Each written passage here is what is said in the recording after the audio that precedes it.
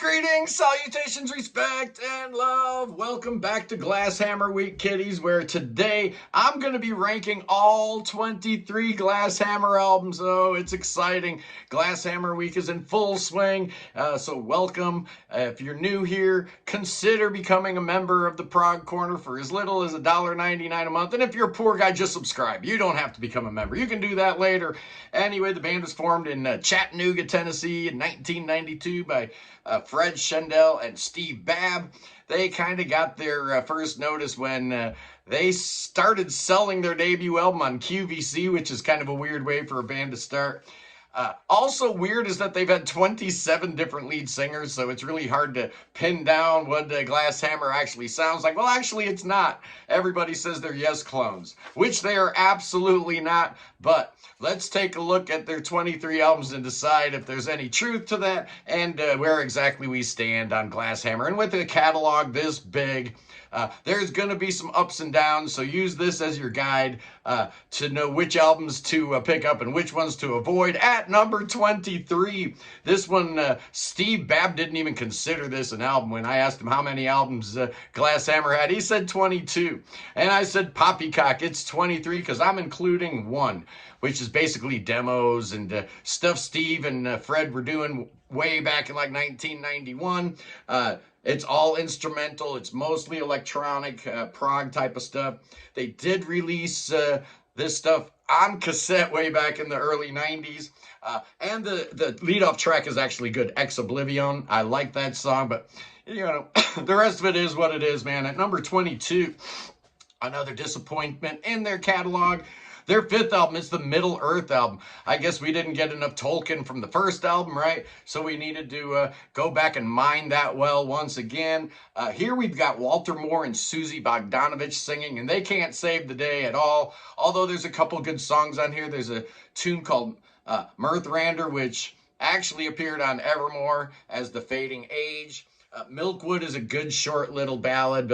Most of these songs are kind of folk influenced, like kind of troubadours, going through the Shire or whatnot. It's a little hard to listen to, and I'm not a huge fan of it. At number 21, it's the debut album we just talked about, Journey of the Dunedain from 1993, and this is the one that the boys went on QVC and sold a whole bunch of CDs way back in the nascent days of the third wave of prog. This is a Tolkien story, obviously. Michelle Young is the vocalist here. She's dynamite. And there's a couple good songs on here. The Way to Your Heart actually ended up on their second album in a better version, but it's still a good song. And Pelennor Fields, really good. But the keeper here is The Return of the King. That song's great. Would have worked on any Glasshammer album. At number 20, yeah, it is the follow-up. Paralandra from 1995. Again, you've got Michelle Young. Now you got Walter Moore and Michelle Young singing here, so that helps. You got the boy-girl vocals going here that don't include Steve Babb. Oh, no, nothing against Steve Babb's vocals. Steve, you're awesome. Time Marches On, fantastic, very Yes-influenced track. Heaven, Illusion, a lot of Yes vibes here. This is where the Yes comparisons definitely start. But I'm hearing as much ELP as I'm hearing Yes on here. Good album, but they get better. At number 19, let's do the third album. On to Evermore. We just talked about one song off of there. This is kind of like a continuation of Paralandra.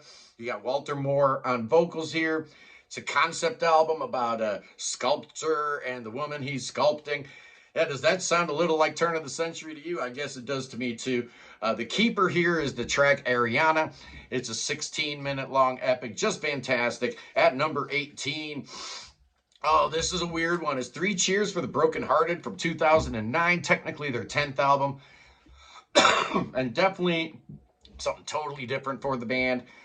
Simpler songs, more pop songs, more song-oriented type of stuff here. It's Susie Bogdanovich, and, you hear the Beatles, and you hear the Beach Boys, and you hear some sunshine pop here, there, and everywhere. Schrodinger's Lament is good. Hyperbole is good. Steve was saying that this album has actually, weathered the test of time pretty well, that people, when it first came out, really didn't like it, but over the years, it's gained more and more of a positive reputation.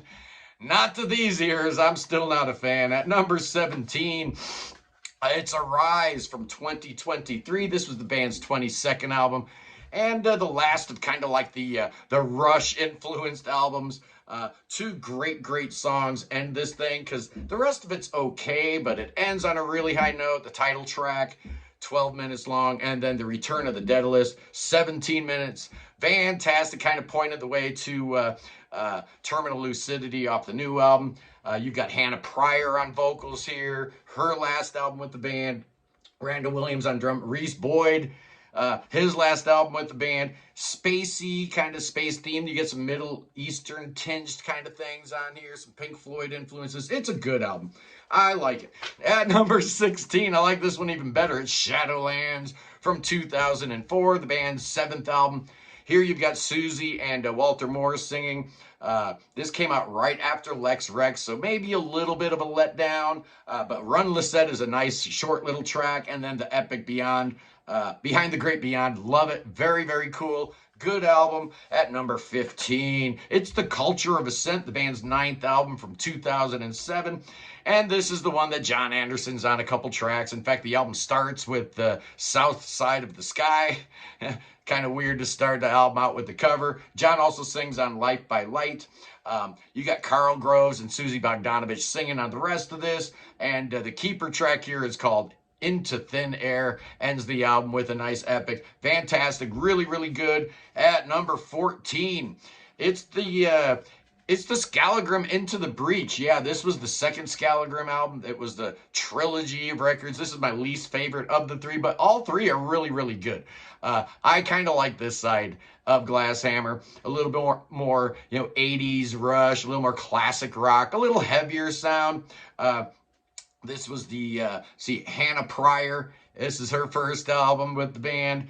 Kind of sword and sorcery is the whole thing with this Scalagram thing. It's a good record, but the other two Scalagram records are actually better. At number 13, here's one I wish I liked more. It's got everything about Glass Hammer that I like, but for some reason it doesn't totally connect with me. It's Valkyrie, the band's 17th album from 2016, and it tells the story of a soldier and his girlfriend and war and the traumas of war and the scars of battle and all that kind of stuff. A very grounded subject matter for a band that's usually talking about spacey themes and Tolkien type of stuff. Very cinematic. You do have a lot of different influences. I hear some post-rock and some fusion. You got psych pop. You got the Middle Eastern stuff, the electronica, a little bit of world. It's cool, man. Fields We Know, fantastic. Golden Days, a little heavier. But for some reason, I wish I liked this album better. The artwork is absolutely stellar. Everything about this is great. But for some reason, I just don't connect with it quite as much as I wish I did. Unlike number 12, Ode to Echo. This was the band's 15th album from 2014, and we're back to using a whole bunch of singers. At the last few albums, they just went with primarily one lead vocalist. Here you've got Carl Groves, Susie Bogdanovich, John Davison, Walter Moore, and Michelle Young, all on this record. And I really dig it. It's about, hey, Oliver, calm down. I'm shooting a video, man. This is the story of Narcissus. It tells the tale, Greek mythology type of stuff. And some of the songs in here are super cool. Misanthrope is great. Ozymandias, I really like. Great album. But now, man, we're getting into some really good ones. Number 11. It's the third of the Scalagram trilogy, and this is called At the Gate. This came out in 2022. And you've got Hannah Pryor. John Davison shows up for a track. John Beagley sings here. It's Love is a fantastic song. Snowblind Girl. Hey, Oliver, hush. Man, that dog's getting on my nerves. Years Roll By, start the album out. It's just a good record. But here's the top 10 Glass Hammer albums, man. I love these 10. If you're new to the band, this is where you want to start with these 10. And in 10th place, it's Breaking of the World from 2015, the band's 16th album. You've got Carl Groves, Susie Bogdanovich singing here. And here's where you've got the great lineup with Aaron Ralston on drums, Alan Schicko on guitar. Michelle Lynn sings a track. She sings on Haunted. Stephen Unruh shows up on this. He plays flute on Babylon. He plays violin on Bandwagon. Kind of sounded like Art in America. Remember that band? Trevor Horn produced band. Kind of sounds like that in some places.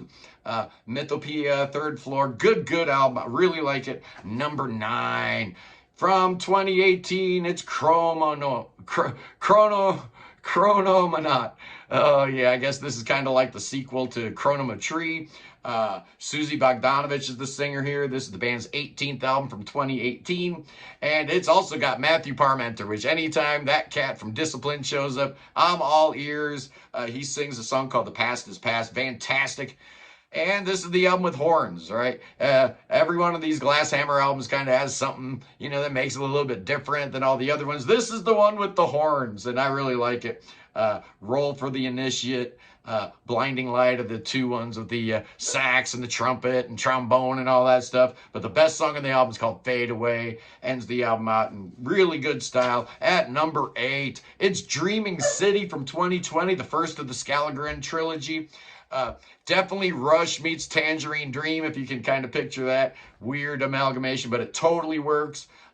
You've got Fred singing. Obviously, he likes to sing on these albums. Susie Bogdanovich, Reese Boyd gets to sing a song. John Beagley, Joe Logan. So a whole bunch of people singing on this one. Cold Star, fantastic song. The title track's great. Pagarna, A Desperate Man, good album. I don't know if they needed 3 albums in this vein, right? I don't think the Scalagrin trilogy needed to be a trilogy. Maybe one would have been enough and we would have gotten the point, but hey, whatever, man. It's prog rock, so, one's never enough. At number 7, it's the new one that just dropped Friday. It's Rogue, the band's 23rd album. You got 2 new singers here. You got Olivia Tharp and Thomas Jacob. Fred Schendel's role in the band has been reduced at this point. Maybe he's just taking a little hiatus. He only appears on 2 songs here. So it's definitely the Steve Babb show here. Fantastic record, definitely more melodic. They're kind of doing away with the, heavy metal tinged kind of stuff. And it totally works, totally in my wheelhouse. Love this album. It's fantastic. At number 6, oh, yeah, from 2011, it's Corcordium, the band's 13th album, the second with John Davison singing for him. This is a great record. Randall Williams drumming on this record. Fantastic. There are 6 songs on this album, and all 6 are good, man. Nothing Box, One Heart, Salvation Station, Dear Daddy, To Someone and She, A Lonely Tower ends it out. Great album. If you like Yes, I think John Davison actually sounded better with Glass Hammer than he did with Yes, but whatever. And here we go, boys and girls. Oh, yeah, Oliver knows what time it is. He's barking up a storm. He's excited. He's probably more excited than you clowns as we bust out the top 5 Glass Hammer albums. And at number 5 from the year 2000, it's Chronometry. Their 4th album, and kind of the first album that really pointed the way to wow, this band is actually really good. But there is a problem with this album. It would be ranked way higher if it weren't for the vocals. This is the one and only album that a dude named Brad Merler sings on. And I'm not a fan. I am not a fan. Arjun Lucasen makes an appearance here. The songs are fantastic. It's a concept album about some dude who discovers alien life by listening to prog rock records. I don't know what that means. It's a short record, which is kind of nice because a lot of these Glass Hammer albums go on and on and on. This one's only 48 minutes. I think it's their shortest album. Really cool. You got All in Good Time, parts 1 and part 2. Very cool. Again, the Yes comparisons are there, but again, I hear as much ELP as I hear Yes. I hear more Keith Emerson than Rick Wakeman in some of the keyboard work here, but a fantastic record. At number 4, the follow-up. It's Lex Rex, man, the band's 6th album from 2002. You got Walter Moore, Susie Bogdanovich singing here, so the vocals are way improved versus Chronometry. This is one about Roman soldiers, right? And they're fighting with the ancient gods, and then one of these centurions, I guess, meets Jesus, and the whole thing. Steve's a Christian, so you get some of the Christian undertones on some of these records, but don't let that put you off. It's no big deal. Tales of the Great Wars, what a good song. Further Up and Further In, fantastic. Charlie Shelton lays a great guitar solo on One King. Lex Rex, what a fabulous album. Yeah, it's a little longer. It's 66 minutes, but it does warrant its runtime for the most part. And that's why it's at number 4. Already at number 3. Oh, yeah, the band's 11th album from 2010. It's If, the first album with the great John Davison singing, and this is just dynamite, man. I love this album. I guess John and Steve wrote a lot of this material. If the Stars, and then If the Sun, back to back, and the album is just fabulous. Randall Williams, Alan Chico, really good lineup here. Probably, the best overall lineup Glass Hammer ever had. And how about that Tom Kuhn artwork? Does that not look like Roger Dean? Of course it looks like Roger Dean. That's the whole point. Oh, yeah, at number 2. Shocking that I don't have this one at number 1. But after reflecting all week about Glass Hammer and their albums, I'm going with The Inconsolable Secret at number 2. The band's 8th album from 2005. Their double album masterpiece. This thing's like 100 minutes long. They even extended it back in 2013. They put out a deluxe edition where they redid some of the songs with John Davison singing and whatnot. But the original versions, Walter Moore, Susie Bogdanovich, and Disc 1. Oh, man. Disc 1 is The Knights, and it's 2 tracks, and they're both amazing. Maker of Crowns, maybe the best song Glass Hammer ever did. Night of the North, just fantastic. And then Disc 2 is The Ladies. You got some really good tracks on there, Long and Long Ago. That's a good name for a prog song, right? It's really long and took place a long time ago. And Having Caught a Glimpse, another great track, but this whole record is fabulous. A lot of times Glass Hammer, when they get a little long-winded, kind of lose the plot a little bit, but this record's terrific. I absolutely adore it, and shockingly enough, there's one that's even better. And at number 1, boys and girls, I'm going with the band's 14th album from 2012, the last album with John Davison singing. It's Perilous. I love this album. It tells a story about some dude who walks into a cemetery and all these weird things start happening to him, and he, is visited by phantoms and ghosts and all this kind of weird stuff. Who knows? It's a 60-minute album. You've got choirs, you've got strings, you've got all that proggy goodness going on. The Sunset Gate, fantastic track. We Slept, We Dreamed, In That Lonely Place, with vocals from Amber Foltz, so you don't have John singing all the way through. And the album ends with Where Sorrows Died and Come No More. What a great track. Real good flow to this album. A lot of the Glass Hammer albums don't have that perfect flow where, I find myself skipping tracks occasionally, but I love the flow on this. I love the callbacks on this. This is clearly the best lineup they had at this point, with Alan, Chico, and Randall Williams on drums, Steve, Fred, and John Davison. Wow, what a great album, Perilous. I absolutely love it. My favorite Glass Hammer album, boys and girls. Anyway, stick around this weekend. Oh, man, do I have a good Sunday live stream for you good little boys and girls. Oh, yeah, I've got Royna Stolt and his brother Michael from the Flower Kings going to be right here in the Prog Corner Sunday, 11 a.m. Eastern Time.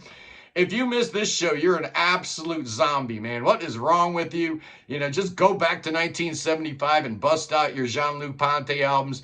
We got no use for you here, man. We're all about the modern prog, and we're going to be talking about the Flower Kings on Sunday. I'm so excited. They got a brand new album coming out May 2nd, their 17th album on Inside Out Records. Anyway, boys and girls, I hope you enjoyed Glass Hammer Week. Oh, Glass Hammer, oh, don't you cry for me. I come from Chattanooga with a Les Paul on my knee. I'll see you punks later. Peace.